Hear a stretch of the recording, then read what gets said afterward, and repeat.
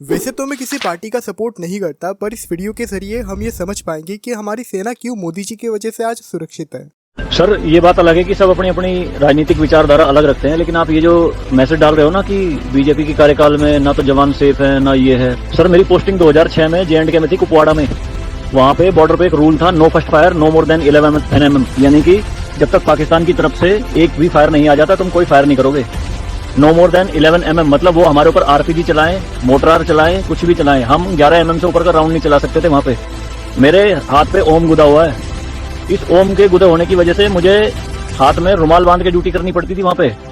अगर उनको ओम दिख गया ना तो छोटे छोटे बच्चे पत्थर मारना शुरू कर देते थे।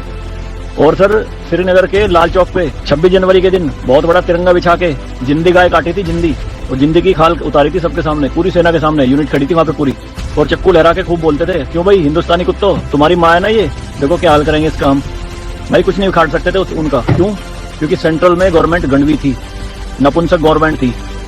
हमारे सर पे चौकी बना ली थी उन्होंने, जो LAC है ना, LOC, उस पे बिल्कुल वहीं 50 मीटर के दायरे में। और रात में बड़े बड़े स्पीकर पे माइक पे बोलते थे पाकिस्तानी रेंजर्स, अरे अपनी बहनों को एक रात के लिए हमें दे दो, क्या हुआ हिंदुस्तानी नपुंसको, चलाओ गोली। कुछ नहीं कर सकते थे उनका। 2014 में जब गवर्नमेंट चेंज हुई तो सेना अध्यक्ष बिपिन रावत साहब जब उनसे मिले तो उन्होंने बताया कि बॉर्डर के हालात खराब है सर, छूट नहीं है जवानों को कुछ भी। तो PM मोदी ने कहा था कि छूट मेरी तरफ से पूरी है, मैं नहीं जाऊंगा वहां लड़ने, तुम जाओगे।